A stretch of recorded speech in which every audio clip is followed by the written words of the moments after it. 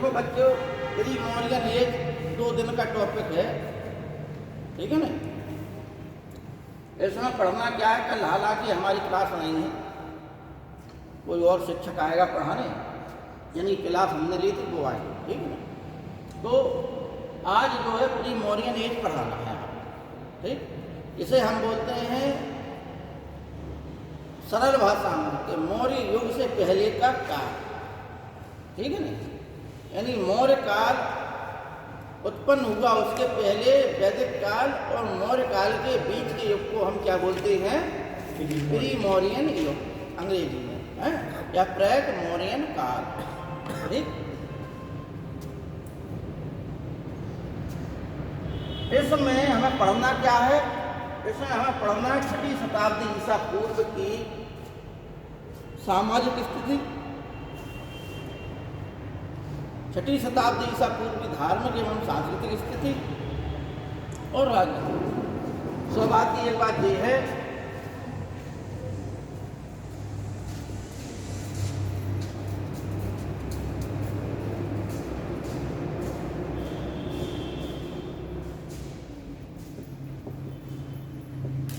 ईसा पूर्व 6वीं शताब्दी ईसा पूर्व में 16 महाजनपद,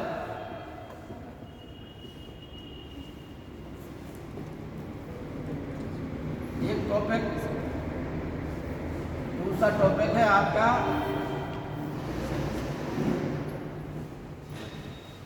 जैन धर्म, तीसरा टॉपिक है बौद्ध धर्म,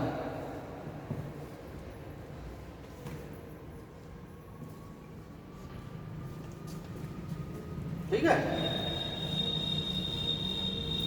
16 महाजनपद, जैन धर्म और बौद्ध धर्म, ये टॉपिक आप लोगों को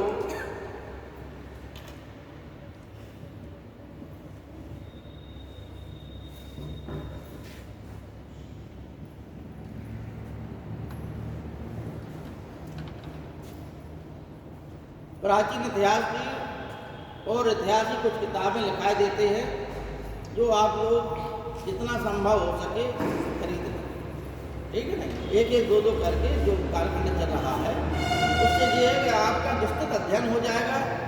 कहीं भी जटिल प्रश्न पूछा जाता है तो किताबों में आप देख सकते हैं। हाइड गाइड हमेशा आपको मिसगाइड ही करें, ठीक है ना। कुछ महत्वपूर्ण किताबें लिखा देते हैं, जिसकी जितनी सामर्थ हो उतना अपना खरीद लो, एक एक करके। रामशरण शर्मा क्या?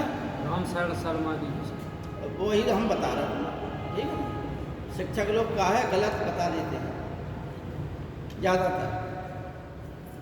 एक बच्ची मिली हमें कोच में, तो 2 साल उसने नेट की तैयारी की, एमए कर चुकी थी इतिहास से जी।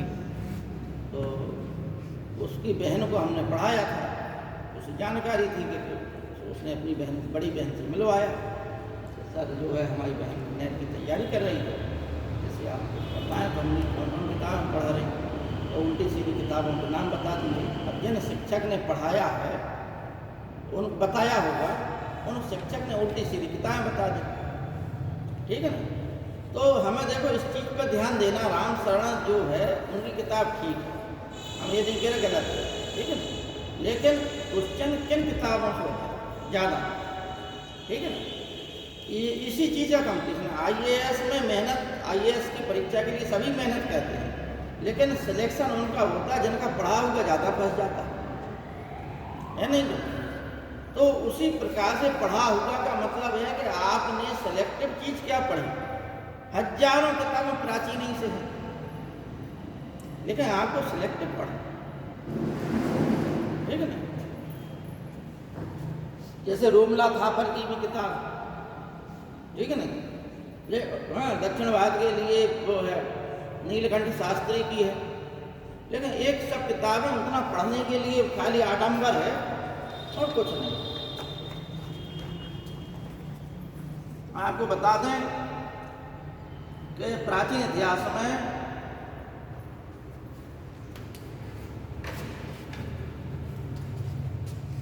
झा एवं श्रीमाली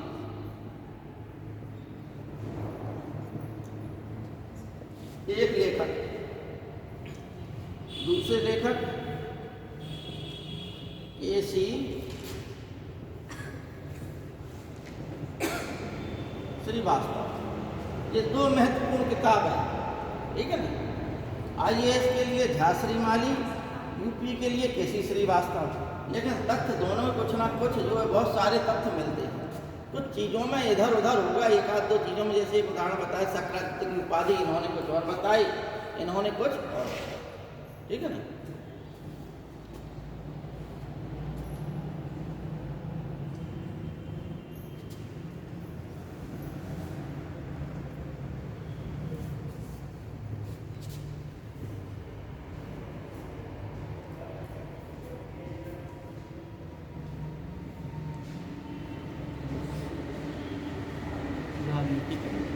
उत्तर भारत का राजनीतिक इतिहास, सत्यकेतु विद्यालंकार।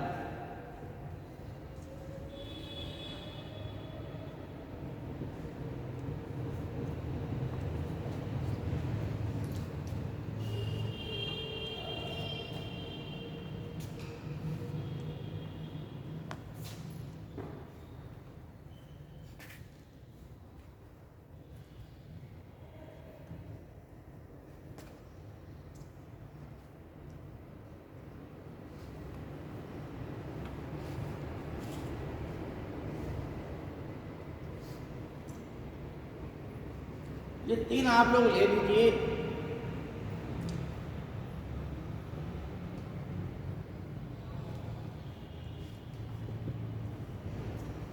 तो एक मजूमदार लेखक हैं, उनके तीनों पाठ हैं, प्राचीन, मध्य और आधुनिक, ठीक है ना। मध्यकाल के लिए आप लोग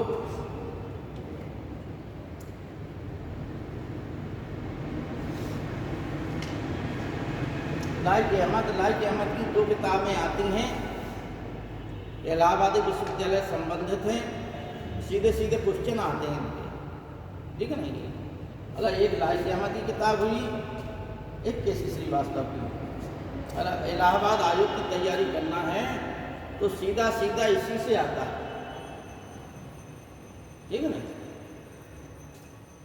तो लाइक अहमद की एक है सांस्कृतिक, मध्यकालीन सांस्कृतिक इतिहास, एक राजनीतिक इतिहास। राजनीतिक इतिहास बड़ा है, जिसमें राजनीतिक और सांस्कृतिक दोनों, ठीक।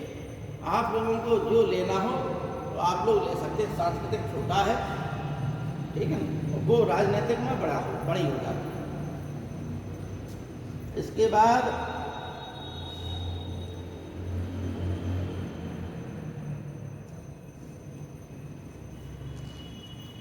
एल.पी. शर्मा ने भी मध्यकालीन भारत का इतिहास लिखा,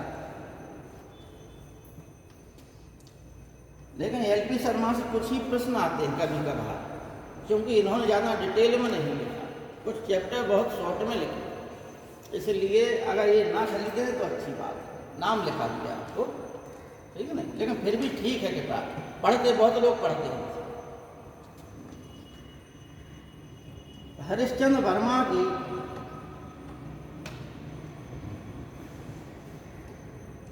एक किताब बहुत जरूरी है, हरिश्चंद्र वर्मा। ये चूंकि उत्तर प्रदेश के लिए भी जरूरी है, अन्य आयोगों के लिए भी जरूरी है, और ये आईएएस के लिए भी जरूरी है, ठीक है।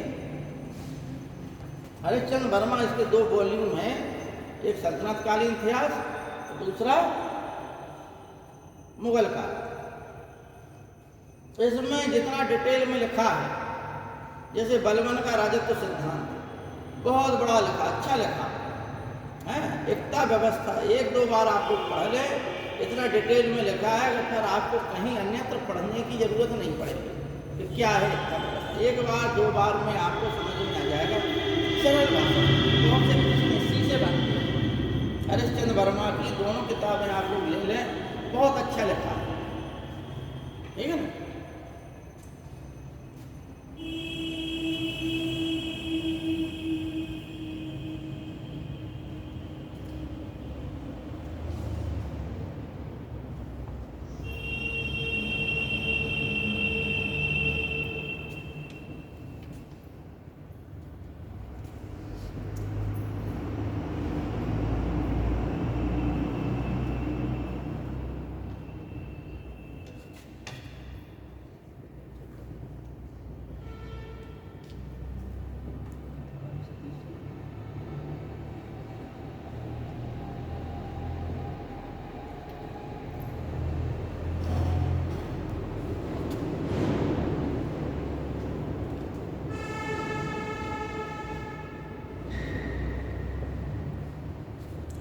ये 2 किताबें उत्तर प्रदेश के पर्पज से भी और IAS के पर्पज से, और चाहे कोई आयोग हो या कोई कंपटीशन हो, ये 2 किताबें आपको तो हर हालत में आत्मभाषा के लिए पढ़ना है।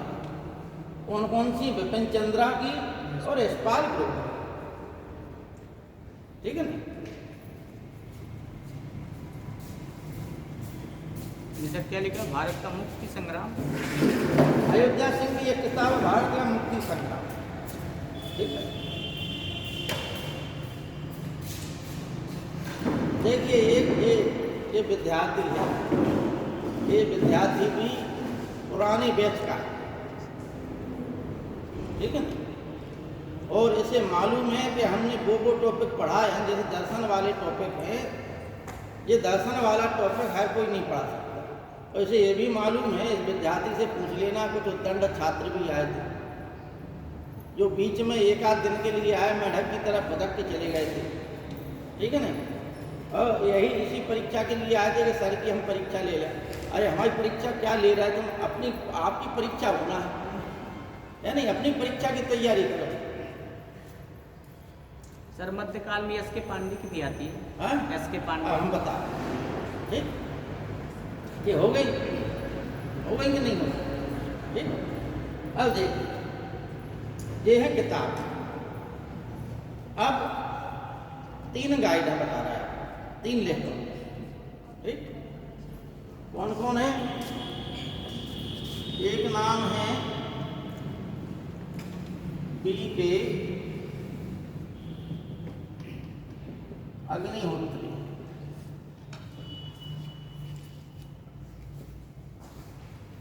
S.K. पांडे, और तीसरा है सौरभ,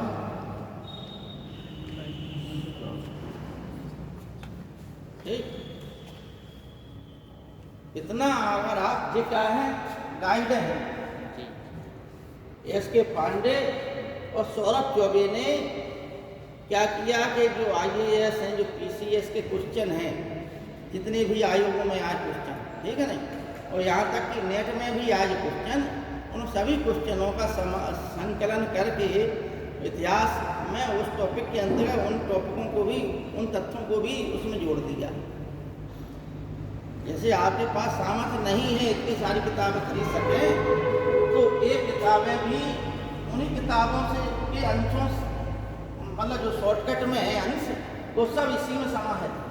S.K. पांडे जी ने भी वही किया और सौरभ चौबे ने भी वही किया। B.K. अग्निहोत्री जी जो IAS के लिए जरूरी है, ठीक है ना।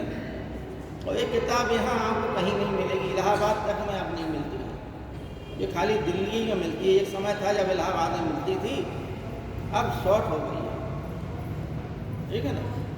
खाली दिल्ली में उपलब्ध होगी और यहाँ आपको आसपास कहीं नहीं मिलेगी, या स्पेशल ऑर्डर लगाएं आप लोग तो मिल सकती। बहुत अच्छी किताब है, ठीक है। 3 काल हैं इसमें, लेकिन विस्तृत रूप से अगर आपको तैयारी और करना है तो इन किताबों का आप अध्ययन कर सकते। इस समय सौरभ चौबे नंबर 1 पे चला रहा है, S.K. पांडे कुछ पीछे, ठीक है ना। ये हमने आपको किताबों में संदर्भित बातें बताई, आप लोग लिख लीजिए, लिखो यहाँ तो आगे बताएं।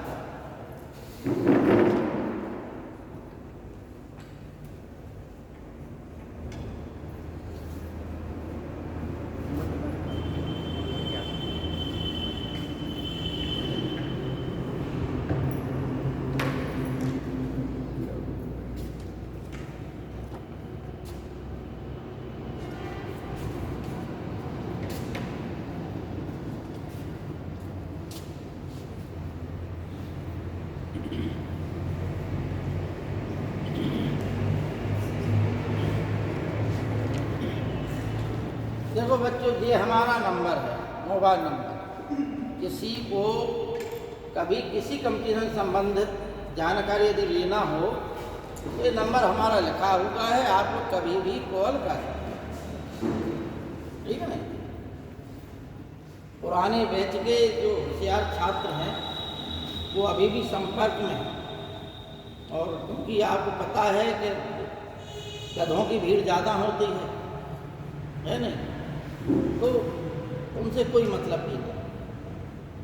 जो पढ़ रहे हैं, तैयारी कर रहे हैं अच्छे से, गंभीर रूप से, वो अभी भी हमारे टच में पुराने थे। आप लोगों को तैयारी करना, कोई प्रॉब्लम आए तो ये हमारा नंबर है, आप लोग कभी भी जानकारी ले सकते हैं। बेटा ये लिख लिया हो सबने तो बैठ दें। जी सर।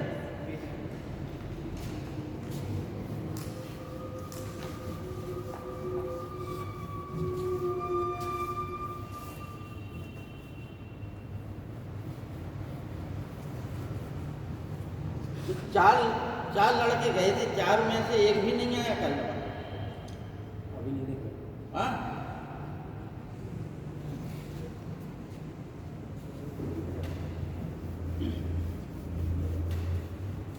देखो बेटा एक चीज और है, सामने का युद्ध लड़ो, मतलब आपको नहीं आ रहा समझ में, सामने, ठीक है ना। ये पीठ पीछे वाला काम जो है कायर लोग कहते हैं, ठीक है ना। अगर आप वास्तव में मर्द हैं तो सामने आके फेस करो चीज़, ठीक है नहीं। अब पीठ के पीछे आप फायरिंग करोगे कोई मतलब का नहीं, ये तो कायर लोगों का काम, ठीक है। कोई जा रहा है, जाके एक तुरंत मार दिया आपने, ये हम बहुत बड़े महाबली, काहे के महाबली जो पीठ पे मार रहे हो, है नहीं। अगर बली हो तो सामने आओ तुम, तो ये चीज़ें अच्छी नहीं लगती, ठीक है ना। और आपके व्यक्तित्व का भी स्वयं में ये परीक्षण हो जाता है कि आपका व्यक्तित्व है क्या, ठीक है। भाई महावीर स्वामी जो है नग्न रहते थे, ठीक है ना, इसलिए उन्हें दिगंबर कहा है। और उनका ये मतलब था, दिगंबर का मतलब कि दिग ही अंबर है, दिशाएं ही वस्त्र हैं। ठीक है ना, दिशाएं ही वस्त्र हैं। उनके लिए वस्त्र हैं। दिग का मतलब आकाश भी होता है, दिशाएं भी होता है, आकाश ही अंबर है, वस्त्र है उनके लिए। और क्या ओढ़, ये तो ये है उनके लिए, गृहस्थों के लिए है जो इन चीज़ों में जकड़े रहते हैं, इंद्रिय, मन और बुद्धि, अहंकार की चीज़ों में जो जकड़ा हुआ है, उनके लिए वस्त्र धारण करना जरूरी है। जो इन चीज़ों से ऊपर उठ गया है, उसके विचारों में स्त्री पुरुष की जो है विभेदीकरण की भावना समाप्त हो जाती है, वस्त्रों की भावना समाप्त हो जाती है। तो तमाम लोगों ने उनको पीछे कुत्ते छोड़ दिए, पत्थर मारे उनके ऊपर, लेकिन फिर भी वो संत थे, अपने मार्ग से नहीं विचलित थे, ठीक है ना। तो कुछ लोग ऐसे हमेशा मिलते, ठीक है, पत्थर मारने वाले।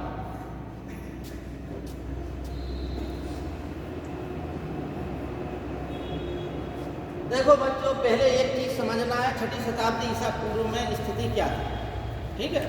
इसके बाद कुछ तथ्य हैं वो हम दिखा देंगे। 16 महाजनपद हैं, 16 महाजनपदों का उल्लेख हम कर देंगे कि वो क्या थे, उनकी राजधानियां क्या थी, वो लिखा देंगे आपको, ठीक है।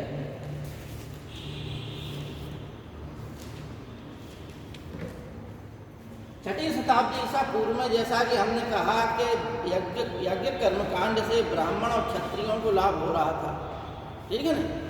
और इस जो है वैदिक काल का जो अंतिम कालखंड चल रहा था, इस कालखंड में स्थिति इतनी डामाडोल हो गई थी कि वर्ग संघर्ष की स्थिति आ गई, यानी 2 वर्गों का शोषण प्रारंभ हो गया।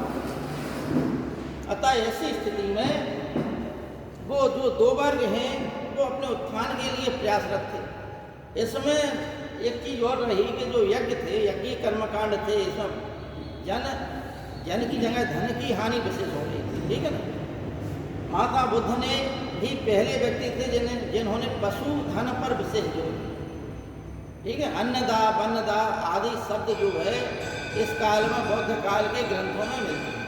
पशु की महत्ता पर, पशुपालन पर सर्वप्रथम बोलने वाले महात्मा बुद्ध थे। और हमने बताया कि वैदिक धर्म में गाय जो है क्या है, अर्थव्यवस्था का माध्यम थी। जिसके पास जितनी गाय है वो उतना बड़ा आदमी। इस समय सोने के सिक्के या किसी भी प्रकार के सिक्कों का अभाव था, छठी शताब्दी ईसा पूर्व में सर्वप्रथम भारत में सिक्के चलने प्रारंभ हो गए थे, जिन्हें हम क्या बोलते हैं, आहत सिक्के।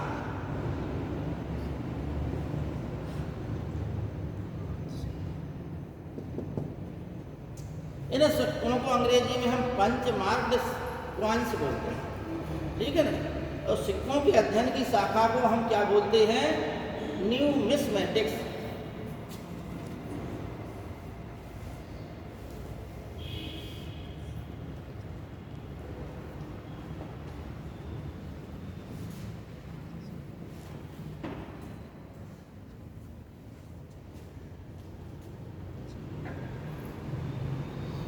आहत सिक्कों को, आहत सिक्के क्या मतलब, किसी कोई भी सिक्के हों, उन सिक्कों के अध्ययन की शाखा को, जो सामान्य ज्ञान की परीक्षा में कई बार आता है प्रश्न, क्या आता है कि सिक्कों के अध्ययन को सिक्कों का अध्ययन हम किस शाखा में कहते हैं, तो सिक्कों का अध्ययन हम जो है न्यूमिस्मेटिक्स के अंतर्गत, जो शाखा का नाम है, इसके अंतर्गत कहते हैं। भारत में सर्वप्रथम ये आहत सिक्के ज़्यादातर काहे के बने होते हैं, किस धातु के बने होते हैं, ज़्यादा मुख्यतः जो है चांदी के बने होते हैं, और कुछ सिक्के जो है तांबे के भी बने। चांदी के सिक्के का वजन 180 ग्राम के आसपास होता था,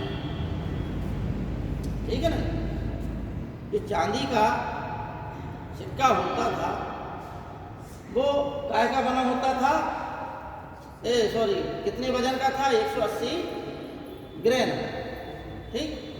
तो क्या आ गई समझ में कि भारत में छठी शताब्दी ईसा पूर्व में सर्वप्रथम सिक्के चलना प्रारंभ हुए थे। किसके सिक्के, किस धातु के, चांदी के सिक्के प्रमुख था, और कुछ सिक्के जो है काय के थे, तांबे के। इन सिक्कों को बौद्ध ग्रंथों में कसारपण या करसारपण या कसापण कहा गया, ठीक है। क्या कहा गया बौद्ध ग्रंथों में, करसारपण, करसारपण कहा गया।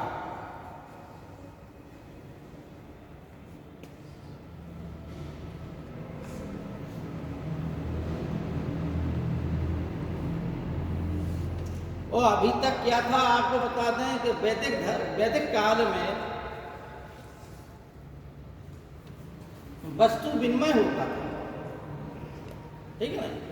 वैदिक काल में विदेशों से व्यापार की संभावनाएं बहुत कम थी, लेकिन हड़प्पा काल में विदेशों से व्यापार होता था।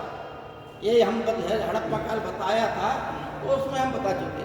वैदिक काल में वस्तु विनिमय का मतलब है, इसे अंग्रेजी में बार्टर सिस्टम कहते हैं, BARTER बार्टर सिस्टम, SYSTEM। वस्तु विनिमय में ये होता है, किसी के पास गेहूं है, किसी के पास चना है, तो दूसरे ने चना दे दिया और पहले ने गेहूं दे दिया, यानी वस्तु के बदले वस्तु का लेन देन ही बार्टर सिस्टम है, वस्तु विनिमय। इस काल में उत्पादन अधिक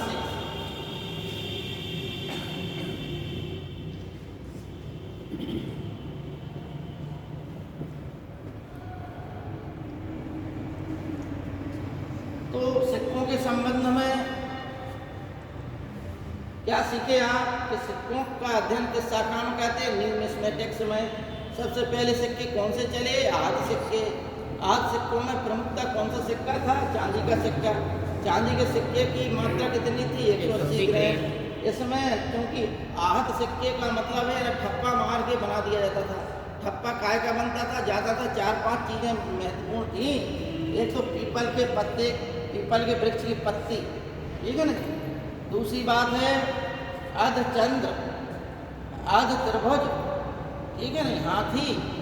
ये कुछ चीज़ें ऐसी थी जिनका इन मछली, इनका ज़्यादातर जो है आहत सिक्कों में ठप्पा लगा के इनको बना दिया जाता है, ठीक।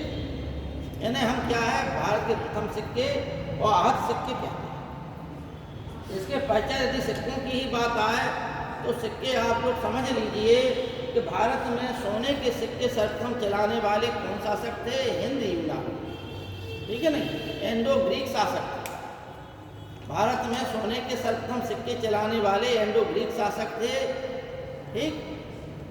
और उस पे जो है कुछ ना कुछ लिखावट भी होती थी। सबसे ज़्यादा और सबसे शुद्ध सोने के सिक्के कुषाण शासकों ने चलाए। ये परीक्षा में बहुत ज़्यादा आता है कि भारत में सबसे शुद्ध सोने के सिक्के किन शासकों ने चलाए। तो सबसे ज़्यादा शुद्ध सोने के सिक्के जिनमें सोने की मात्रा ज़्यादा थी, यानी वजन के हिसाब से जिसमें सोने की मात्रा ज़्यादा थी, मिलावट बहुत कम थी, ऐसे शुद्ध सोने के सिक्के इसके शासनकाल के मिलते हैं कुषाण शासक, ठीक है नहीं। क्योंकि उस समय भारत ने रेशम मार्ग पर कब्जा कर लिया था, वाणिज्य की स्थिति मजबूत हो गई थी। और कुषाण शासकों में कनिष्क ही ऐसा शासक था जिसने भारत का एकमात्र शासक जिसने विदेश पर आक्रमण, नहीं भारतीय राजा आपस में ही लड़ते रहे और मारते रहे, एकमात्र शासक ऐसा था जिसने विदेश में आक्रमण, चीन पर आक्रमण, और जिस मार्ग पर भारत का कभी अधिकार नहीं हुआ वहाँ तक उसने बौद्ध धर्म को फैलाया। जैसे हम मध्य एशिया कहते हैं, भारत के ऊपर हिमालय पर्वत के ऊपर जो तुर्कमेनिस्तान, उज्बेकिस्तान, ताजिकिस्तान आदि जो हैं, इन्हें जो है प्राचीन समय में यारकंद, काशयार, खोतान आदि के नामों से मध्यकाल और प्राचीन काल में जाना जाता था। मध्यकाल में इनके नाम परिवर्तित हो गए। तो ये रेशम मार्ग था, ये तिब्बत से होते हुए ऊपर से चला जाता था और कहाँ जाता था, मध्य एशिया के ऊपर से होते हुए यूरोप में पहुँचता था, ठीक है ना। यहाँ से रेशम की सप्लाई होती थी चीन से। उस मार्ग पे कनिष्क ने कब्जा कर लिया था, इसलिए वो काल जो है सबसे ज़्यादा समृद्धि का काल था। समृद्धि का काल था, देश में बहुत ज़्यादा संपन्नता आई, अन्य देशों में सोना आया। तो सोना भी जो है मात्रा बता रही थी कि भारत का वो कालखंड सबसे ज़्यादा समृद्ध काल था। हालांकि स्वर्ण युग जो है गुप्त काल को कहा जाता है, ठीक है ना।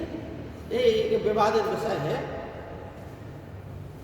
तो एक चीज़ तो आपने सीख ली कि क्या, कि सबसे ज़्यादा शुद्ध सोने के सिक्के किसने चलाए, कुषाण शासक। अब एक प्रश्न है कि सबसे ज़्यादा सोने के सिक्के किसने चलाए, तो गुप्त शासक, ठीक है ना। गुप्त शासकों ने जो सबसे ज़्यादा सोने के सिक्के चलाए। इन लोगों के बहुत से ढेर मिले।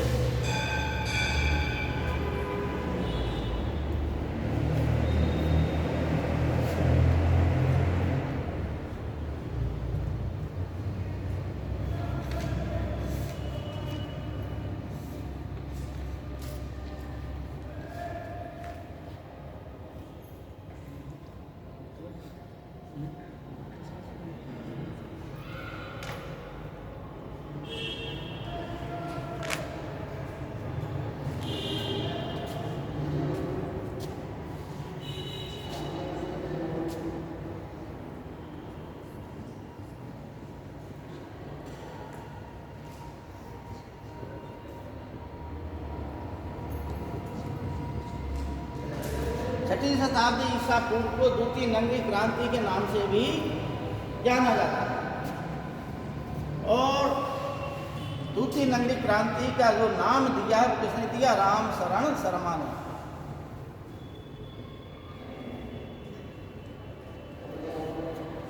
ठीक है, क्योंकि प्रथम नंगी क्रांति भारत में कब हुई, प्रथम नंगी क्रांति भारत में हड़प्पा काल में हुई और द्वितीय नंगी क्रांति छठी शताब्दी ईसा पूर्व, ठीक।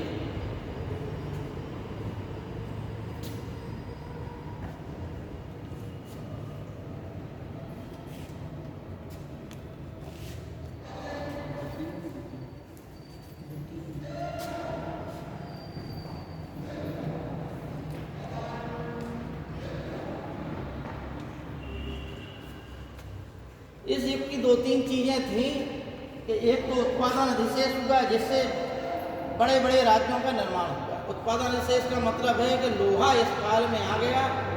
लोहे से खेतों में जो हलों में लोहे की फाल लगाई गई, ठीक है नहीं, उसने जो गहरे गहरे कुंड गिर गए, मिट्टी अच्छी खुदने लगी, तो उससे जो उत्पादकता बढ़ गई।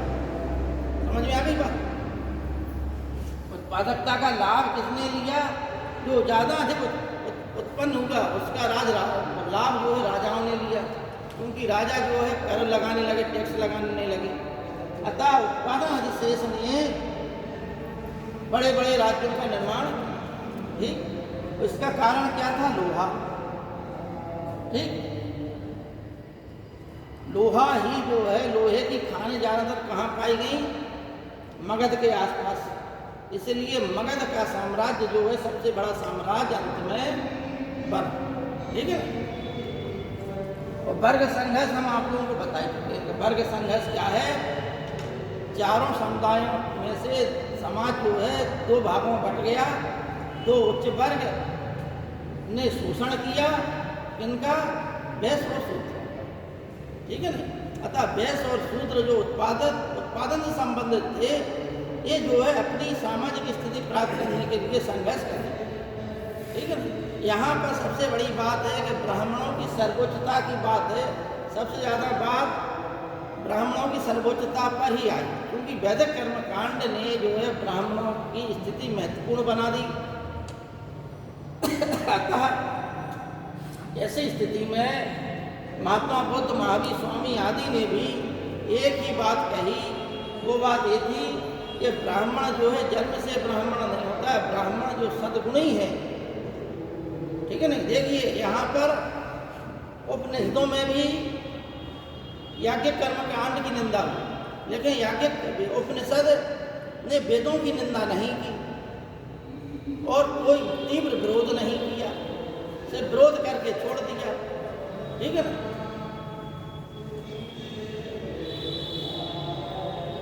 तो तीव्र विरोध न करने के कारण अंत में कुछ अन्य वर्गों ने तीव्र विरोध किया। एक वत्स थे, इन्होंने सर्वप्रथम याज्ञ कर्मकांड का विरोध किया था, सर्वप्रथम। ठीक है ना? इसके पश्चात जो है बौद्ध ग्रंथों में लिखा है कि उस समय 6वीं शताब्दी ईसा पूर्व 62 संप्रदाय थे भारत, और जैन ग्रंथों में लिखा है 363। कितने? बौद्ध ग्रंथ 62 बता रहे और जैन ग्रंथ 363 बता रहे। उस समय इतने संप्रदाय यानी इतने धर्माचार्य थे।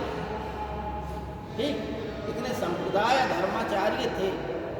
उन्हीं में से महात्मा बुद्ध, महावीर स्वामी भी एक थे। ठीक, उनमें 3-4 महत्वपूर्ण हो गए, जैसे संजय बेलट्टी पुत्र, अजित केश कम्बलन, पूरण कश्यप, ठीक, और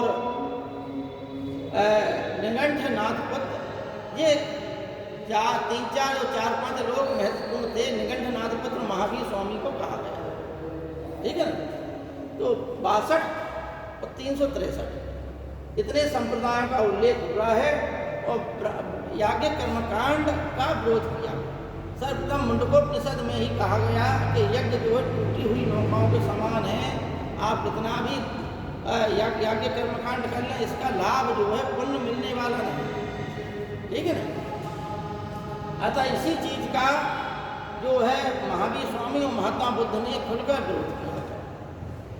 तो क्या है, जो वर्ग संघर्ष जो हो रहा था, तो याज्ञ कर्मकांड के विरोध के फलस्वरूप ही हो रहा था। यानी याज्ञ कर्मकांड से जो हानि हो रही थी, क्योंकि यह युग जो है पशुपालन का बहुत बड़ा युग था। ठीक है ना? अतः इस वजह से पशुपालन ने धन की लाभ दी, कृषि क्रांति हुई, अधिशेष उत्पादन हुआ। इस प्रकार से यह युग जो है द्वितीय नगरी क्रांति और द्वितीय मतलब जो एक है अर्बन रिवॉल्यूशन। गार्डन चाइल्ड ने एक किताब लिखी है, द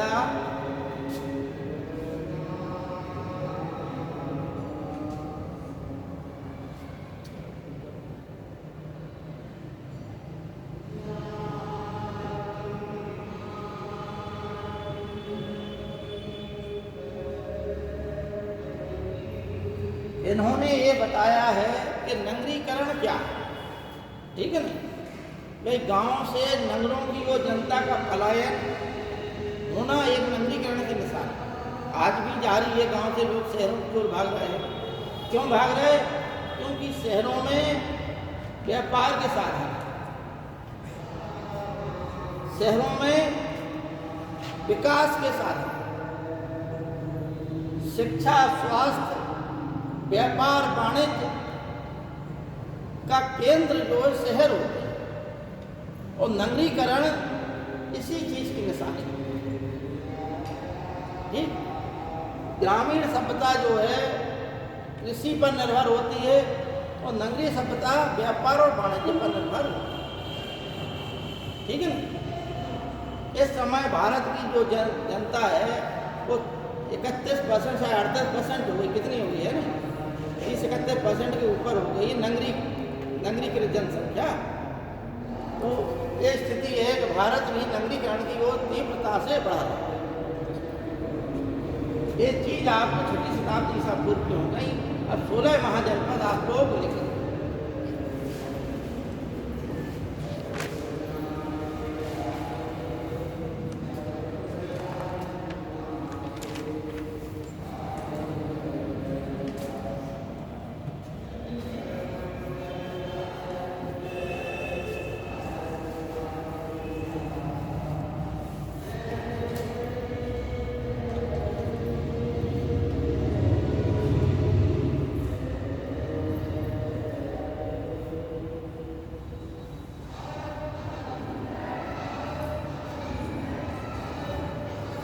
देखो बच्चों, एक चीज और समझ लें कि 6वीं शताब्दी ईसा पूर्व में का युग जो है श्रवणों का युग था और श्रेणियों का भी युग था।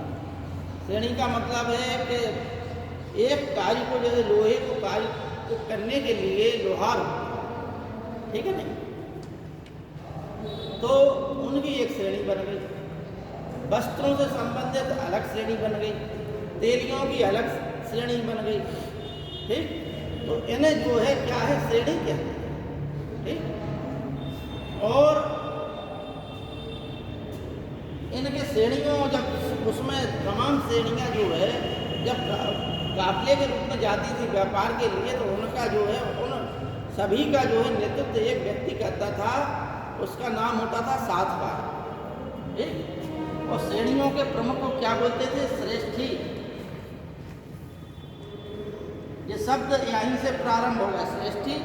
श्रेणियों का प्रमुख क्या होता था, श्रेष्ठी। और इन श्रेणी का मतलब आपको समझाई दिया कि एक कार्य के लिए एक संघ। ठीक, जैसे लोहे के लिए लोहार, लकड़ी के लिए बढ़ई, तो एक कार्य के लिए एक लोगों का समूह ही क्या कहलाया, श्रेणी। उस श्रेणियों के प्रमुख को, प्रत्येक श्रेणी के प्रमुख को क्या बोलते थे, श्रेष्ठी। और जब अनेक श्रेणियां जो है व्यापार के लिए माल बेचने के लिए बाहर जाती थी, तो उनका एक नेता होता था जिसे हम क्या बोलते थे, सातवार।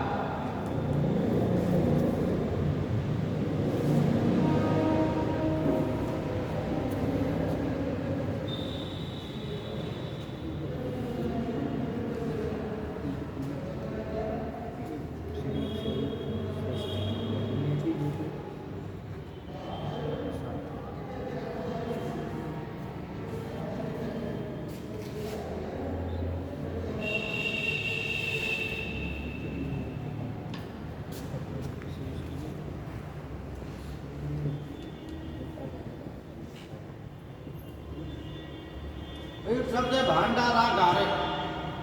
भांडारागारिक का मतलब है कि श्रेणियों के बीच में, विभिन्न श्रेणियों के बीच में जो वाद विवाद है, तमाम मुद्दे हैं, उन मुद्दों को उत्पन्न ना होने देना, उन श्रेणियों के बीच में एकता स्थापित करना ही इस व्यक्ति का काम था, जो कौन था, भांडारागारिक।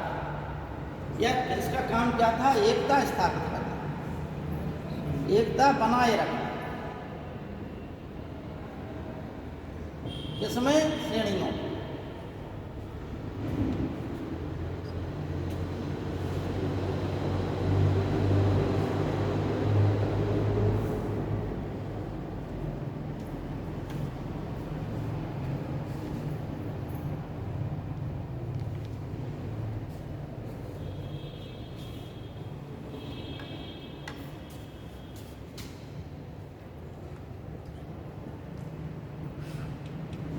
इस समय 6ठी शताब्दी ईसा पूर्व में 18 शिल्पों की श्रेणियों का उल्लेख मिलता है। कितने क्या मिलता है?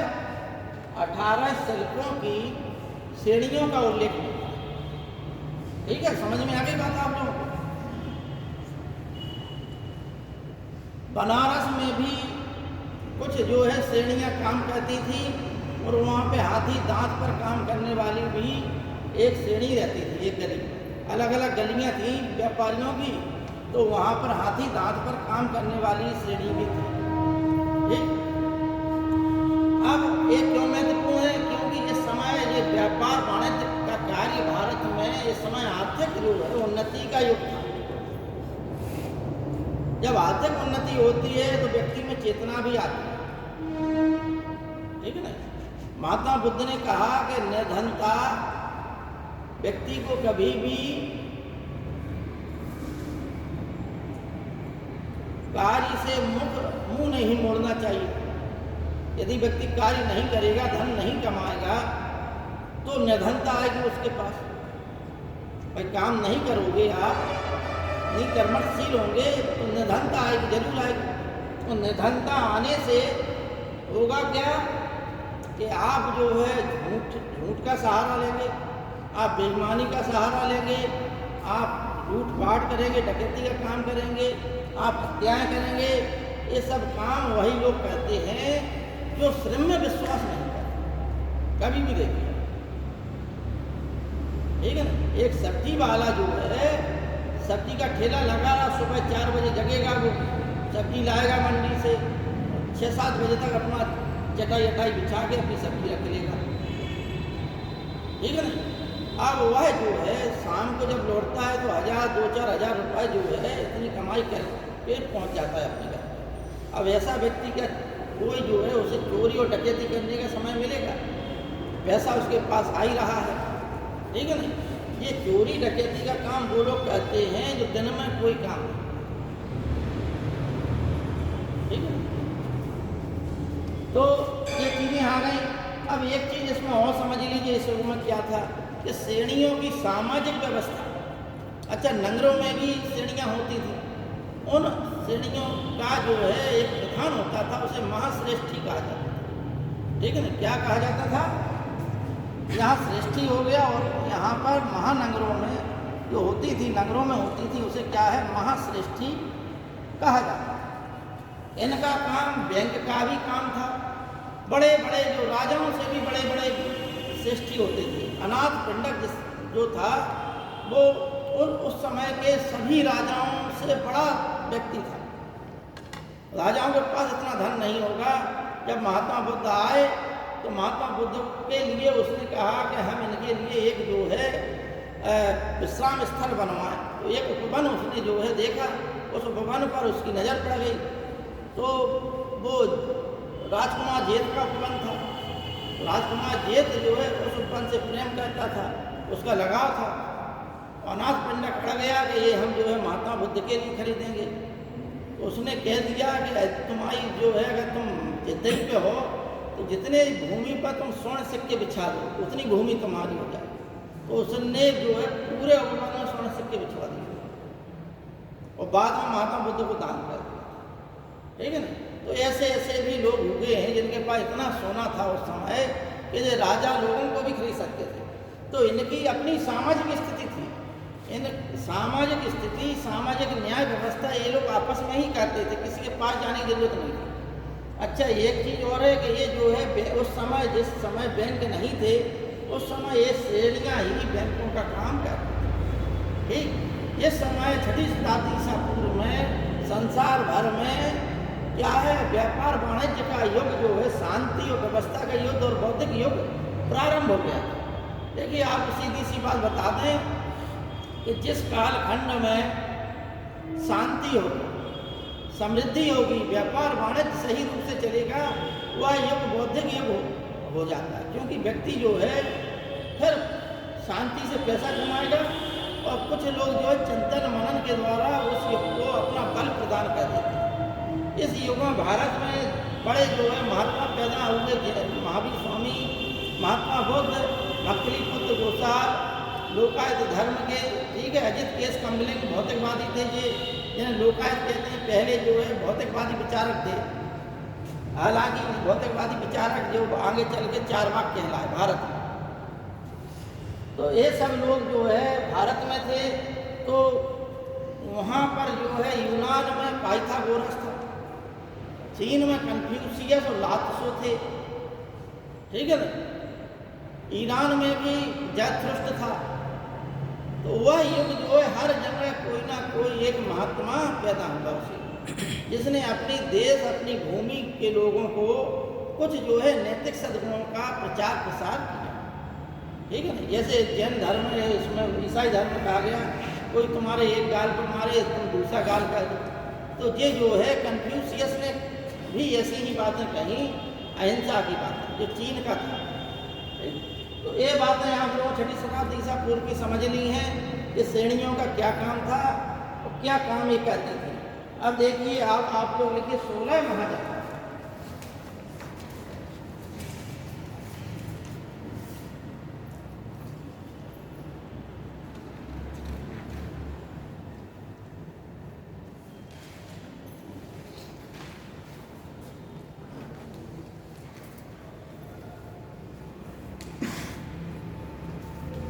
लिखिए पहला लिखिए अंग,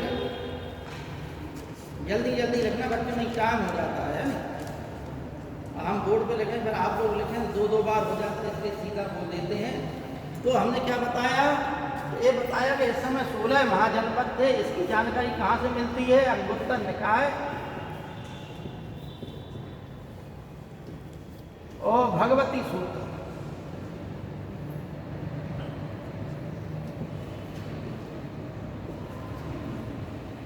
इन दो ग्रंथों से मिलती है। अंगुत्तर निकाय बौद्ध ग्रंथ है और भगवती सूत्र जैन ग्रंथ है।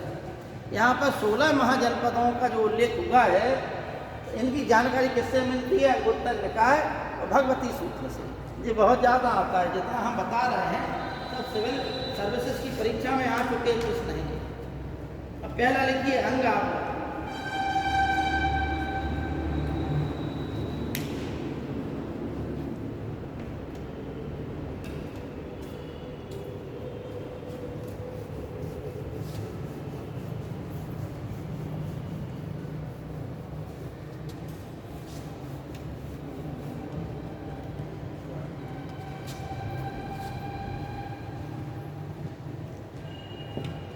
कैसे डाल लेना, आगे लिख लेना राजधानी, ठीक है ना।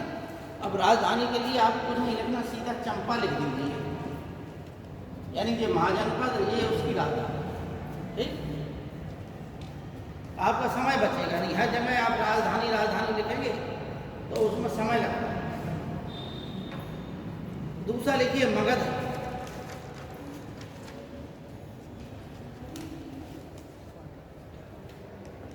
मगध की राजधानी गिरिब्रज थी। गिरिब्रज। दूसरा है मगध।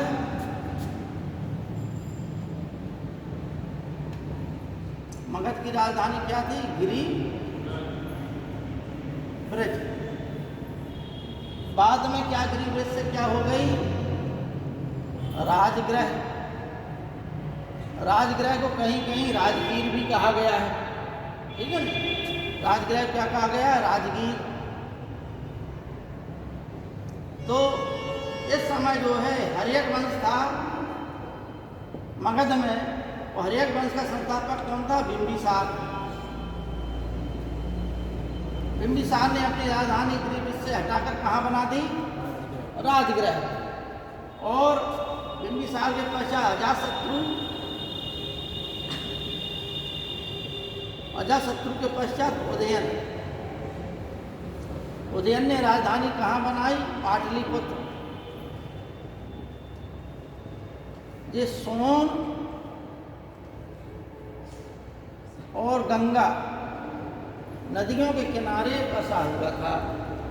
पाटलिपुत्र किसने बसाया? उदयन ने उसे राजधानी बनाया, ठीक है ना।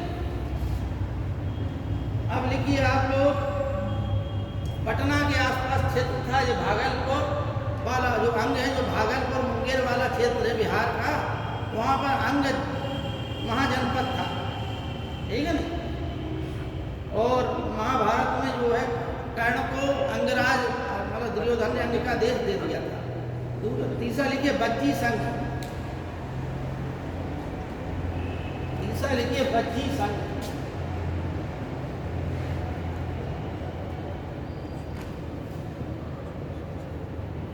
यह जो है एक गणराज्य था, ये सब राजतंत्र थे और यह गणतंत्र था। इसमें 8 कुल थे, ठीक है ना। कितने कुल थे? 8 कुल थे। 8 कुल मतलब 8 गणराज्यों से मिलकर एक महागणराज्य बना था, जिसका नाम था बज्जी गणराज्य या बज्जी संघ। इसमें 3 महत्वपूर्ण थे, विदेह, बज्जी और लिच्छवी।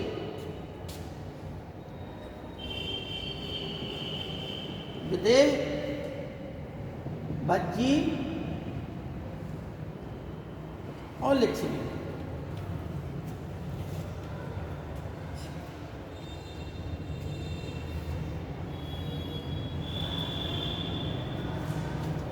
और लिच्छवियों की राजधानी क्या थी? वैशाली।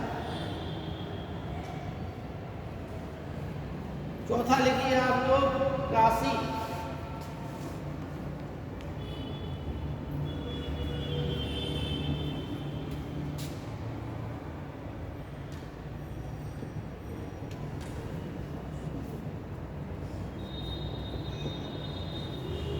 काशी के आगे लिखिए वाराणसी। वाराणसी नामक नदियों के किनारे बसा होने के कारण इसकी राजधानी का नाम क्या पड़ा? वाराणसी। और ब्रह्मदत्त नामक राजा ने वाराणसी नगर के वाराणसी की स्थापना की थी। इसने ब्रह्मदत्त। काशी के आगे राजधानी लिख दीजिए वाराणसी, और ब्रह्मदत्त ने इसकी स्थापना की थी। कोसल महाजनपद की 2 राजधानियां थी।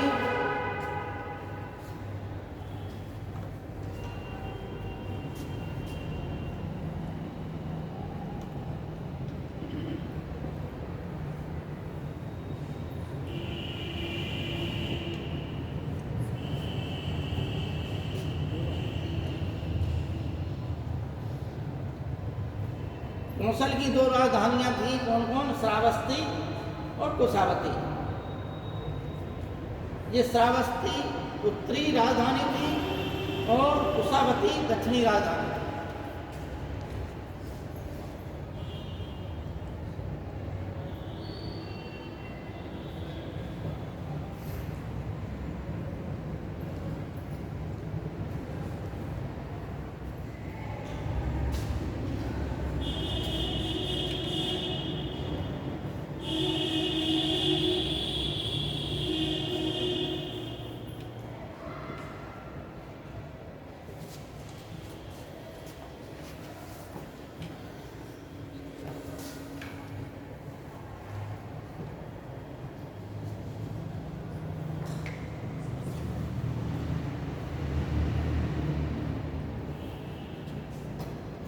इसमें कंस राजा जो था कोसल का, उसने काशी को जीत लिया था, ठीक।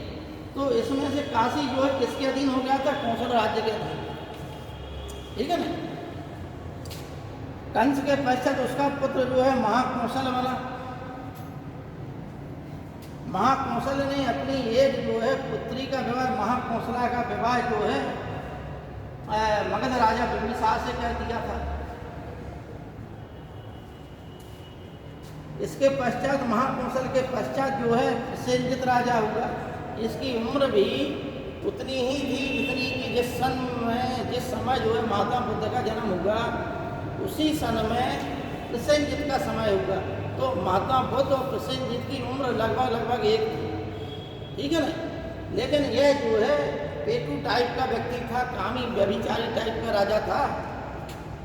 इसने जो है महात्मा बुद्ध से अपना जो है संबंध स्थापित करने के लिए उनके वंश में शाक्य गणराज्य की किसी राजकुमारी से विवाह करने का प्रस्ताव किया।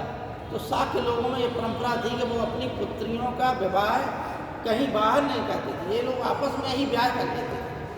अतः उन्होंने एक जो दासी थी, उस दासी की पुत्री को जो है भेज दिया रानी राजकुमारी बनाकर। उससे जो है विदुदक नामक एक राजकुमार हुआ। जब वो राजा हुआ और अपने जो है ननिहाल में गया तो वहाँ लोगों ने इसकी हंसी उड़ाई। इस बात से इसने चिढ़कर जो है शाक्य गणराज्य को नष्ट करने के लिए आक्रमण कर दिया।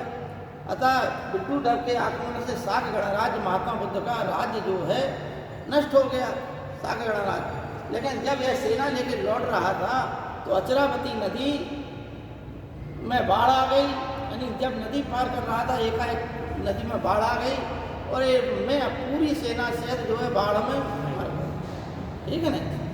तो अब नदियों की बात आई तो हमने क्या बताया, अचरावती नदी का क्या नाम था, राप्ती नदी। ठीक है ना।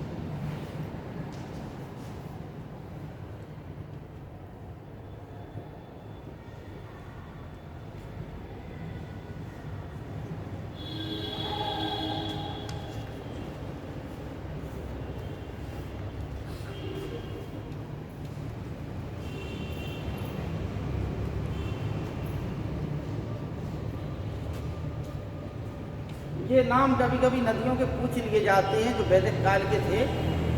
जैसे सतुत्री नदी, किस नदी का नाम था, सतलज नदी का। चिनाब का नाम क्या था, अस्किनी। रावी का क्या नाम था, परसुणी। झेलम का क्या नाम था, वितस्ता। व्यास का विपाशा। गंडक का सदानीरा। राप्ती का अचरावती।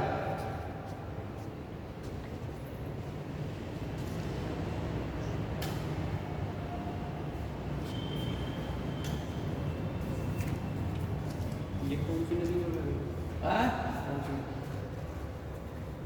दो सतलज, चिनाब, रावी, झेलम, व्यास और गंडक। ठीक है ना।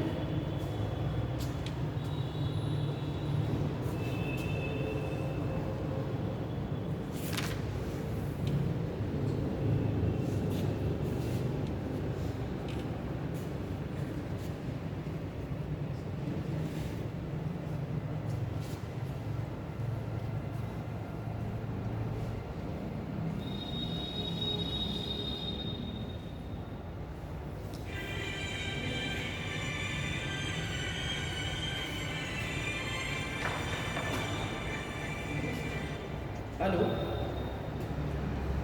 हाँ बताओ। हाँ हाँ बताओ, कौन बोल रहा है? आ जाओ।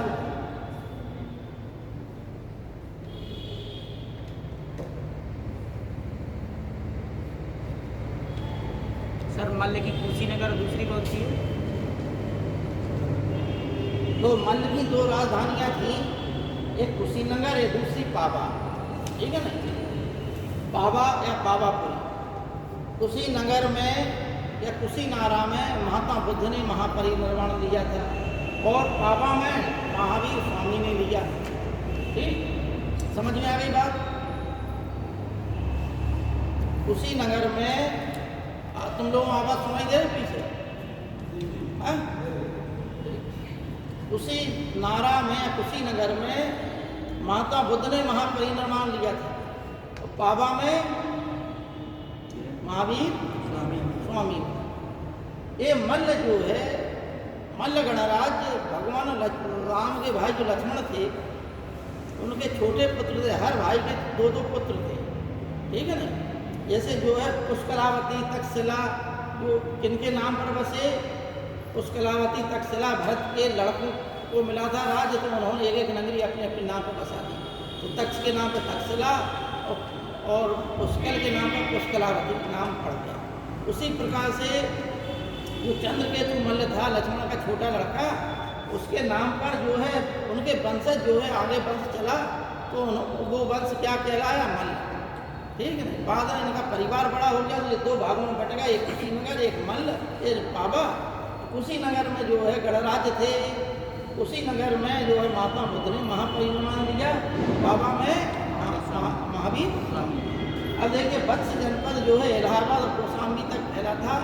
इसकी राजधानी कौशाम्बी थी। यहाँ का राजा उदयन था।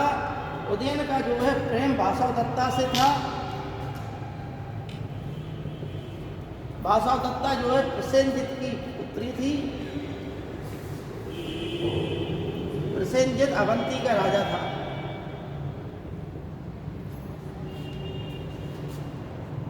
ठीक है।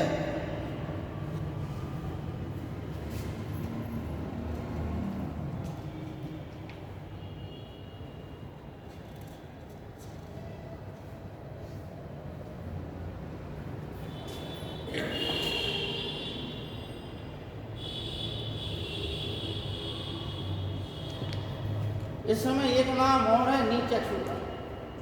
विष्णु पुराण में एक कथा आती है कि हस्तिनापुर जो कि पांडव लोगों की राजधानी थी बाद में, ठीक है ना, महाभारत के युद्ध के पश्चात, तो यहाँ पर जो है बाढ़ आई गंगा नदी में, पूरा हस्तिनापुर नगर जो है उस बाढ़ में बह गया।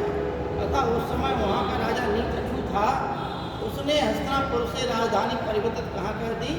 कौशाम्बी। कौशाम्बी को ही अपनी राजधानी बनाया। यहाँ पर इस समय पौरव वंश का राजा 6वीं शताब्दी ईसा पूर्व में कौन था? उदयन। ये पौरव वंश का राजा था। ठीक है ना। तो 7 हो गए, 8वां लिखिए आप।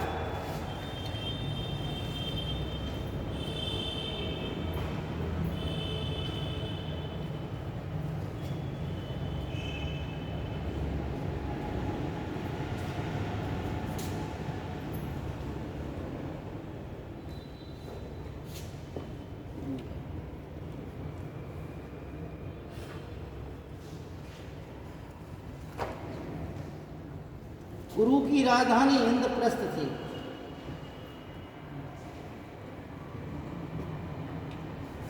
ये मेरठ के आसपास का क्षेत्र था। पांचाल की 2 राजधानियां थी, अहिछत्र और काम्पेल।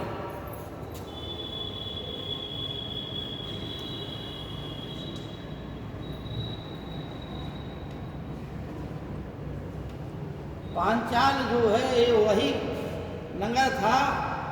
तुर्वसु और कृमि जो ऋग्वैदिक काल के, जो उत्तर वैदिक काल के जो प्रमुख जो थे जन, उन 2 जनों ने मिलकर, तुर्वसु ने और कृमि ने मिलकर एक महाजनपद बना लिया जिसका नाम था पांचाल। यानी दासराग युद्ध हुआ। दासरा युग के में किसके बीच युद्ध हुआ था? सुदास और संवरण। तो संवरण के पश्चात उसका जो लड़का हुआ, उसने जो है कि सुदास के राज्य को जीत लिया और एक नया राज्य बनाया पांचाल। ठीक है ना। इस समय पांचाल जो है क्या था? गणराज्य। पांचाल की ही द्रौपदी थी। पांचाल राज्य की ही द्रौपदी थी। उस समय राजतंत्र था। ठीक। तो इसकी 2 राजधानियां थी, अहिछत्र और काम्पेल। इसी प्रकार से अवंती की भी 2 राजधानियां थी, एक उज्जैन और दूसरी महेश्वरी।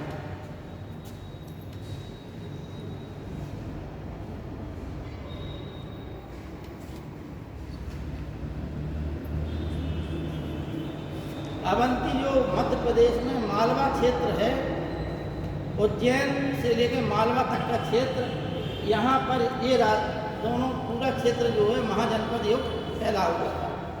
तो समझ में आ गई आपको। अब एक चीज़ और बता दें कि मालव जो है एक जनजाति थी भारत की। एक गणराज्य था मालव। क्या नाम था? मालव। यह सिकंदर से मालव और क्षुद्रकों ने बहुत घोर युद्ध किया। इतना युद्ध किया कि सिकंदर इसी युद्ध में घायल हो। ठीक है ना। सिकंदर के सीने में कोई तीर जो है किसी मालव ने मार दिया, तो सिकंदर को इतनी गुस्सा आई कि युद्ध तो जीत लिया, लेकिन उसने जितने भी स्त्री पुरुष बच्चे थे जो युद्ध भी नहीं कर रहे थे उनको भी मरवा दिया। लेकिन मालव जो है अपना जो है इतिहास में अमर हो गए, आज उनके नाम पर ही मालवा क्षेत्र है, ठीक है ना। तो वही क्षेत्र पर उज्जैन और महेशमती दो राजधानियां थी। अवंती के पश्चात लिखिए सूरसेन और चेदी, ठीक है ना।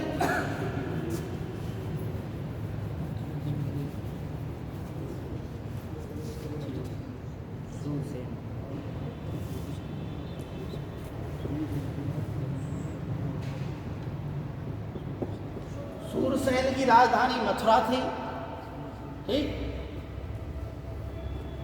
और चेदी की राजधानी सुक्तिमती थी।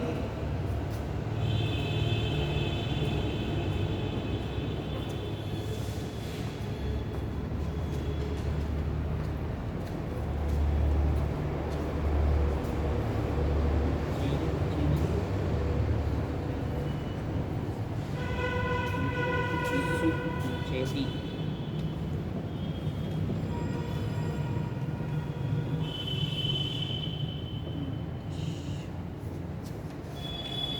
ये बांदा के आसपास जो है सुक्तिमती था, ठीक है।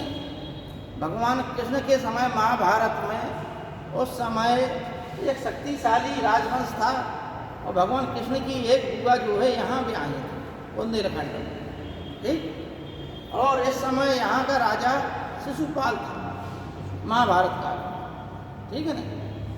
लेकिन 6वीं शताब्दी ईसा पूर्व में जो है यहाँ की राजधानी सुक्तिमती थी।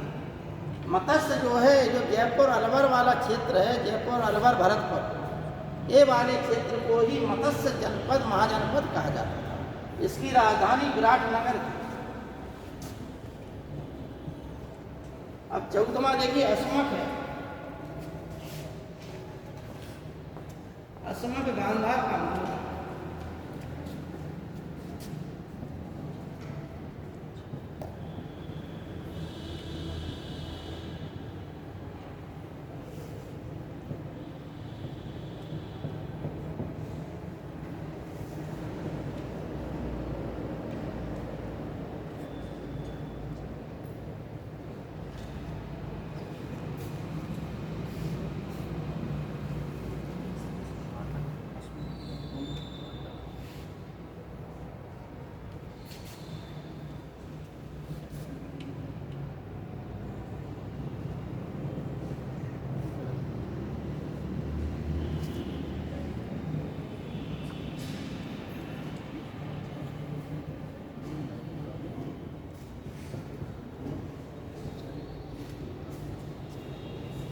असमक की पोतन और असमक जो है राज्य एकमात्र दक्षिण भारत में गोदावरी दक्षिण भारत में था।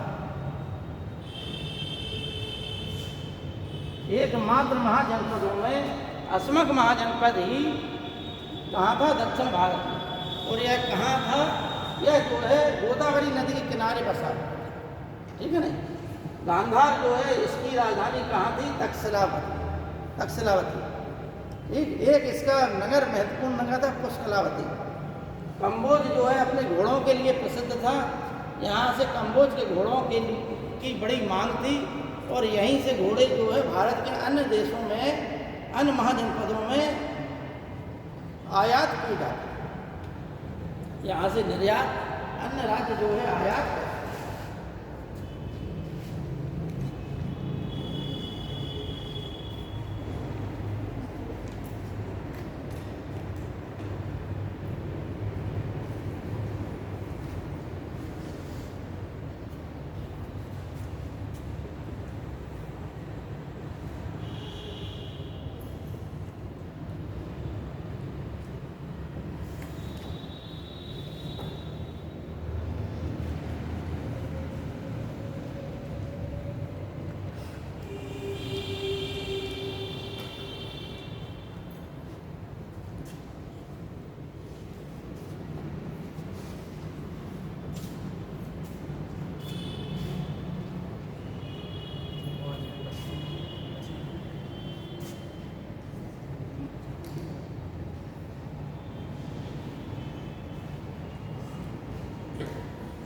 ये जो है 6 नगरियाँ प्रसिद्ध हैं, 6 नगर, 6वीं शताब्दी सब, ठीक। चंपा, राजगृह, श्रावस्ती, कौशाम्बी, साकेत और वाराणसी। हेलो, अरे बेटा हम आ रहे 10-15 मिनट बैठो, फिर हम पढ़ा रहे हैं क्लास में, अब बेदाई हो जाए, ठीक है। अपनी क्लास में पहुँच 10 मिनट।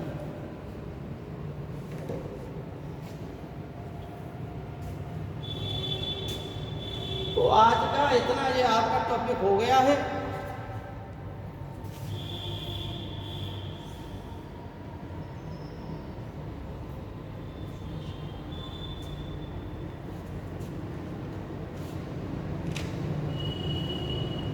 इसमें से एक चीज हम बता देते हैं आप लोगों को कि मगध में जो है हर्यक वंश की स्थापना हुई, यानी भारत का प्रथम ऐतिहासिक वंश यदि माना जाए किसी को तो वो था हर्यक वंश, ठीक है नहीं, जिसका इतिहास में उल्लेख मिलता है। इस वंश का संस्थापक बिंबिसार था। इसने वैवाहिक संबंधों के द्वारा अपनी राजनीतिक स्थिति मजबूत कर ली थी। मद्र देश की रानी राजकुमारी क्षेमा महाकौशला देवी कौशल राज्य की, ठीक है नहीं, तो ये 3 विवाह के द्वारा इसने अपनी स्थिति मजबूत कर ली थी। दहेज में इसे जो है, क्योंकि हमने बताया कि महाकौशल की बहन थी महाकौशला, तो महाकौशला कौशल ने जो है क्योंकि कंस राजा ने काशी को जीत लिया था, तो काशी को इसने अपनी बहन के लिए उपटन सुपटन नहीं होता है जो महिलाओं में बेसन ऐसन लगाती शरीर में, तो उसके लिए उसे यानी क्या कोई शब्द बोलते हैं प्राचीन काल में, उसके उस कार्य के लिए उसने काशी दहेज में दे दिया था, ये हमारी बहन के खर्च के लिए है, ठीक है ना। तो किसने दे दिया? महाकौशल राजा ने किसको दे दिया? बिंबिसार को, काशी। लेकिन जब जो है अजातशत्रु ने अपने पिता की हत्या कर दी, इसका नाम था श्रोणय, अजातशत्रु का नाम था कुणय। जब अजातशत्रु ने अपने पिता की हत्या कर दी तो उस समय यहाँ का राजा प्रसेनजित था।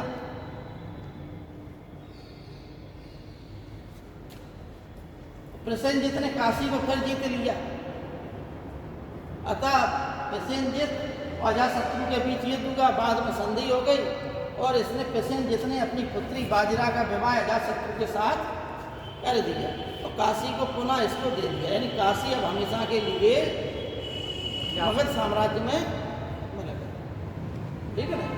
बाद में यह वंश क्योंकि पितृहंता वंश के नाम से जाना जाता है, क्योंकि यहाँ पर जो है हर राजा ने अपने पिता की हत्या की।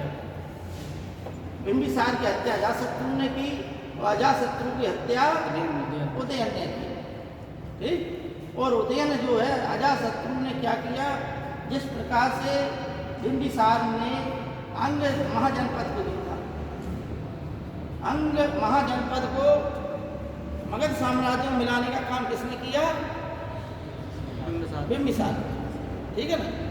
उसी प्रकार से अजातशत्रु ने जो है एक तो काशी को प्राप्त कर लिया था, दूसरी बार बज्जी संघ को इसने जीत लिया था, ठीक। महात्मा बुद्ध के पास गया, इसने कहा कि मैं बज्जी संघ जो मजबूत है हमारे राज्य के समीप है, इसको कैसे जीता जाए, क्योंकि ये गणराज्य था और गणराज्य की प्रमुख विशेषता है गणराज्य में लोकतंत्र तांत्रिक पद्धति मिलती जुलती है कुछ ना कुछ, तो पूछी कि क्या भाई इसकी कमी हो सकती है।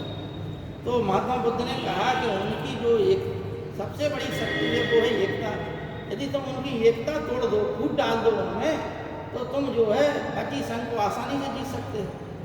और महात्मा बुद्ध ने स्वयं भी, क्योंकि गणराज्य के शाक्य गणराज्य के थे महात्मा बुद्ध, तो उन्होंने जब बौद्ध संघ की स्थापना की तो गणराज्य पद्धति पे की थी, लोकतांत्रिक पद्धति, ठीक है ना। अतः इसने अपने एक मंत्री वत्सकार को भेज दिया अजातशत्रु ने, और उसने ये घोषित कर दिया कि अजातशत्रु से हमारी लड़ाई हो गई है और उन्होंने हमें देश से निकाल दिया, तुम लोग हमें जो है कोई पद दे दो। तो बज्जी संघ में यह जो है काम करने लगा, वहीं पर एक दूसरे के खिलाफ कान भरे और फूट डलवा दी, फूट का लाभ ये होगा कि जब उसने खबर दी कि अब ये लोग आपस में ही लड़ने लगे, अब तुम आक्रमण कर दो। तो अजातशत्रु ने इस युद्ध में बज्जी संघ के खिलाफ जो युद्ध किया उसमें शिलाकंटक और रथ मूसल नामक 2 अस्त्रों का प्रयोग किया। ठीक है, शिलाकंटक यानी कि पत्थर फेंकने वाली मशीन, और रथ मूसल यानी रथ के पहियों में एक किसी प्रकार का वो लगा था, जिस प्रकार बाहुबली फिल्म देखी सबने, ठीक है ना। बाहुबली फिल्म में देखा हो, रथ में वो लगाई है तलवारें, रथ चला जाता है, तलवारें घूमती जाती हैं, बिल्कुल वही सिस्टम इसमें था। यहाँ पे तलवार की जगह गदा हो, जो कुछ भी हो, लेकिन जो भी आ जाता था, पहिया घूमता था, उसके साथ वो भी घूमता था। तो इन 2 चीज़ों से उसने बज्जी संघ को जीत ली। लेकिन इसकी हत्या उसके पुत्र उदयन ने कर दी, अजातशत्रु की। अजातशत्रु के समय द्वितीय बौद्ध संगीति हुई, महात्मा बुद्ध की मृत्यु इसी के समय हुई। बिंबिसार और अजातशत्रु दोनों ने ही जैन धर्म को, दोनों ने ही बौद्ध धर्म को संरक्षण दिया। जैन संघ को इसने दिया, लेकिन अजातशत्रु ने बौद्ध धर्म को भी संरक्षण दिया। ठीक है नहीं, महात्मा बुद्ध का यह अनुयायी भी हो गया अजातशत्रु।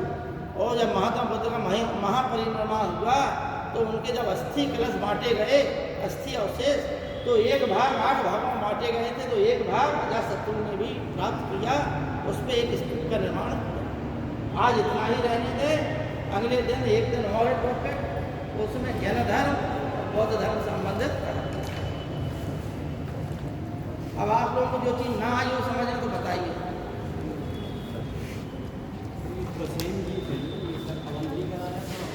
अवंती का राजा जो है उस समय ये बताया प्रसेनजित, ठीक है ना। प्रसेनजित की पुत्री थी वासवदत्ता। तो एक बार आखेट खेलने गया, भास ने किताब लिखी है एक स्वप्न वासवदत्ता, ठीक है ना। स्वप्न वासवदत्ता में उसने उदयन और वासवदत्ता की प्रेम कहानी का वर्णन किया कि एक बार ये आखेट खेलने के लिए जंगल में गया तो वो सीमा जो है प्रसेनजित की प्रारंभ हो जाती है। उदयन को इसके सैनिकों ने पकड़ लिया, प्रसेनजित के सामने लाया गया, प्रसेनजित ने उसे जो है कारागार में डाल दिया, ठीक है ना। कारागार में रहते हुए ही इसका जो है प्रेम इसकी पुत्री से हो गया, और पुत्री की सहायता से, वासवदत्ता की सहायता से यह जो है कारागार से मुक्त हो गया और वासवदत्ता को भी अपने साथ ले उड़ा, ठीक है ना। अतः बाद में जो है कि इन दोनों में लड़ाई हुई और दोनों में बाद में संधि हो गई, इसने इस विवाह को स्वीकार कर। ये जो है सब पूरी कहानी है, ठीक। ऊपर वाला प्रसेनजित वाला कौशल वाला, हाँ, महाकौशल वाला प्रसेनजित, ऊपर महाकौशल ये वाला, हाँ। इसमें हमने ये बताया कि ये जो है कौशल के राजा थे। ये कौशल राज्य जो वही है जो भगवान राम का राज्य था, ठीक है ना। और इसकी 2 राजधानी यानी श्रावस्ती, कुशावती। इसका पहला राजा जो है कंस माना गया है ऐतिहासिक। कंस ने काशी राज्य को जीत लिया था, ठीक है ना। और इसका पुत्र हुआ महाकौशल। महाकौशल ने अपनी एक जो है बहन को विवाह जो है बिंबिसार से कर दिया, और काशी राज्य जो है दहेज के रूप में इसको दे दिया था। महाकौशल का पुत्र प्रसेनजित हुआ। प्रसेनजित महात्मा बुद्ध का समकालीन था, एक उम्र का था, ये परीक्षा में आता है कई बार, ठीक है ना। और जब इसके लड़के ने बिट्टूडा ने जो है इसे भगा दिया तो महात्मा बुद्ध की शरण में गया, लेकिन महात्मा बुद्ध तक पहुँचते पहुँचते वहाँ पर रास्ते में ही इसकी मतलब द्वार पे ही मृत्यु हो गई, ठीक है ना। तो और बिट्टूडा जो है दासी पुत्र था, शाक कुल की जो मतलब दासी थी उसका पुत्र था। तो ये है, बता तो चुके थे, ठीक है।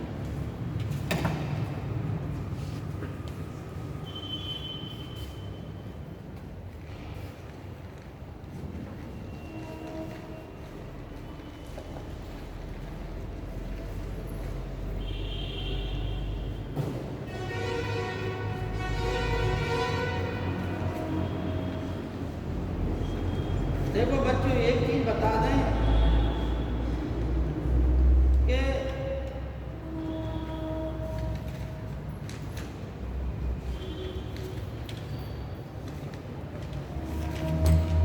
कभी भी आप देखिए कि अगर आप दूसरे पर उंगली उठाएंगे तो 3-4 उंगलियां आपकी ओर उठेंगी, ठीक है नहीं। इसलिए एक चीज़ है कि जिससे ज्ञान प्राप्त करा, गुरु संग कपट और मित्र संग चोरी। गुरु के साथ कभी भी कपट ना करें। तो अगर ज्ञान जो गुरु दे रहा है उसके प्रति अगर आपके मन में श्रद्धा नहीं है तो ये समझिए कि आप कभी भी उससे ज्ञान सीख ही नहीं पाए, क्योंकि आप हमेशा कहीं ना कहीं दोष खोजेंगे। और आप यहाँ ज्ञान प्राप्ति के लिए बैठे हुए हैं, आपका उद्देश्य ये नहीं, छिद्राण व्यसन करना नहीं है, यानी उसमें छेद ढूंढना नहीं है, ठीक है नहीं। आपका काम है कि जो आपको पढ़ाया जा रहा है वो आपको समझ में आ रहा है या नहीं, ये काम है आपका। और आप छिद्राण व्यसन का काम करेंगे तो यकीन मानिए एक दिन आप बहुत ज़्यादा मतलब घोर जो है अवसाद की स्थिति पहुँचेगी, क्योंकि वो स्वभाव और व्यक्तित्व में आ जाती है। और यकीन मानिए जो गुरु और माता पिता हमेशा जो है जिन छात्रों को पढ़ाता है गुरु, उन सबके जो है उज्ज्वल भविष्य की कामना करता है, ठीक है ना। उसी प्रकार से माता पिता की जो संतान होती है वो भी अपने जो है बच्चों के प्रति समान दृष्टि रखती है। इस प्रकार से यदि आप जो है गुरु में दोष निकालें तो समझिए कल के दिन आपके सामने वही चीज आएगी, बहुत विकट रूप में आएगी, ठीक है ना। शास्त्रों में कहा गया है कि श्रद्धा मानव लभते ज्ञान में, आपको श्रद्धा है तो ज्ञान मिले। 3 बच्चे आज जो है पुराने आए, 3 का 4 है, बल्कि आप लोग जो है इन लोगों ने पुरानी क्लास नहीं पढ़ी। एक ये लड़का है, एक वो पीछे बैठा है, वो 2 लड़कियां हैं। तो ये लोग भी पढ़ते रहे, इन्हें जो है कभी किसी चीज़ की समस्या नहीं आई। और आप लोग का समस्या है तो आप लोग पूछिए, ठीक है ना, लेकिन विनम्रता से पूछिए, ठीक। उद्दंडता से पूछेंगे तो वो चीज़ गलत रहेगी, छिद्राण व्यसन का काम करेंगे तो बुरी चीज़ है। और ज़्यादा मान लो आप लोगों का यदि बहुमत ये है कि सर जो डिफाइन नहीं कर पा रहे हैं, आप लोग हाथ उठा दीजिए, हम उसी दिन से क्लास, ठीक है ना भाई। हम लोग तो जो गवर्नमेंट के आदेश से पढ़ा रहे हैं, सरकार हम लोगों को रुपए वैसे ही देती है, तो आप लोगों का कल्याण हो जाए। जो हमारा सिर्फ उद्देश्य, आपको 5-6 टीचरों ने अपना नाम वापस ले लिया इसी कॉलेज में, क्यों? क्योंकि ठीक है नहीं। और फिर जिसे जो है सरकार पैसा दे रही है वो काय के लिए पड़चट करे, आपको पढ़ाने के लिए। हम भी अध्ययन करके आते हैं, ऐसा थोड़ा के आया और सीधा मुंह उठा के पढ़ाने लगा। देखना पड़ता है, नहीं आदमी ना देखे भूल जाता है कि घोड़ा अड़ा क्यों, पान सड़ा क्यों, विद्यार्थी भूला क्यों। फेरा ना था, यदि आप फेरोगे नहीं तो भूल जाओगे। इनको फेरना पड़ता है, याद करना पड़ता है, रिवीजन करना पड़ता है, ठीक है ना। तो हम अपना जो है अपनी तरफ से 100% आप लोगों को देने का प्रयास करते हैं। फिर भी इसके बावजूद यदि आपको कोई चीज़ नहीं आती है समझ में, तो आप विनम्रतापूर्वक यहाँ पूछ सकते हैं, ठीक है ना। और यदि आप लोगों का पूरा बहुमत ये हो, ज़्यादातर का बहुमत ये हो कि जो सर पढ़ा रहे हैं तो हमारी समझ में नहीं आ रहा, उनकी भाषा शैली समझ में नहीं आ रही, विषय को जो स्पष्ट नहीं कर पा रहे, तो आप लोग एक एप्लीकेशन लिख दीजिए, ठीक है ना। समाज कल्याण मंत्रालय द्वारा जो है जिस भी मतलब आप लोगों को अगर दिक्कत हो, एक पत्र लिख दीजिए, हमें कोई दिक्कत नहीं, ना हमारा आपके प्रति किसी प्रकार का मतलब वो पक्षपातपूर्ण व्यवहार रहेगा, ठीक है नहीं। लेकिन बहुमत जिस ओर हो वो काम करो, ठीक है नहीं। बस ये जरूर है कि हो आपका कल्याण। हमारा पढ़ाने का उद्देश्य यही है कि जो वर्षों का अनुभव है वो अनुभव आप लोगों के साथ साझा कर लें। हमने जो मतलब परीक्षाएँ दी हैं, जो हमारी कमियां रही हैं, वो कमियां आप लोगों की ना रहें और आपको एक ठीक सही विषय वस्तु मिल जाए। और शायद हम कह रहे हैं कि जितने भी अध्यापक हैं, किसी ने अगर हमने 2-4 ही मेंस दिए तो आप पूछ लेना, पूरे बांदा भर में जो यहाँ पढ़ा रहे हैं उनमें से 2-4 ही मेंस सिविल के दिए हो तो पूछ लेना। हम तो सभी स्टेट के मेंस दिए, 5 इंटरव्यू दिए हैं, हम 5 UDA निकाले हैं, जो समीक्षा अधिकारी का होता है वो लगातार 5 दिए, और भी तमाम इंटरव्यू दिए, ठीक नहीं। लेकिन जो है किस्मत में शिक्षक बनना था। और ये है कि और बड़ा अच्छा परोपकार का काम है कि आप जैसे लोगों का भविष्य बना रहे हैं। तमाम हमारे पढ़ाए हुए विद्यार्थी नौकरी प्राप्त कर रहे हैं, 2 सचिवालय लखनऊ में ही काम कर रहे हैं बच्चे, ठीक है, जिन्हें हमने पढ़ाया। 8-10 पुलिसकर्मी घूम रहे हैं आसपास, 2 तो चित्रकूट में ही तैनात हैं, तो उद्देश्य यही है, हमारा पवित्र उद्देश्य है कि हम अपने ज्ञान का आप लोगों में बांट दें। आप लोगों में जो भी ज्ञानवान होंगे, सही दिशा निर्देश जो एक्सेप्ट कर लेगा, उसको आगे चल के लाभ मिलेगा। आप सिद्धांत मिशन का काम करेंगे तो हमारा आप लोगों से स्पष्ट देखो विनम्र निवेदन है कि आप लोग एक पत्र लिखिए और दे दीजिए। हम उसी तरह से, या आप लोग मौखिक रूप से कह दीजिए कि सर आपकी जो भाषा शैली आप जो पढ़ाते हैं उसका स्पष्टीकरण नहीं कर पाते, या आपसे जो प्रश्न पूछते हैं वो आप बता नहीं पाते, आपको विषय का नॉलेज नहीं है, हम आपसे नहीं पढ़ेंगे, हम अगले दिन से मुंह नहीं दिखाएंगे यदि हम मान लो शिक्षक है सही, ठीक है नहीं। लेकिन सामने कहो, पीठ पीछे जो है फायरिंगबाजी बहुत बुरी चीज, ठीक है नहीं। और साहसी बनिए, हिम्मती बनिए, कायर ना हो। कायर होंगे आप कभी भी परीक्षा में, कायर कभी भी पास नहीं हो पाता। सामने आओ फ्रेंड, सामने कहिए, हम स्वीकार कर लेंगे। बहुमत जिस ओर होगा, मान लो 1-2 को समस्या होगी, लेकिन मान लो 20 बच्चे बैठे हैं, 20 में से 2 को समस्या हो सकती है, 18 को समस्या नहीं है।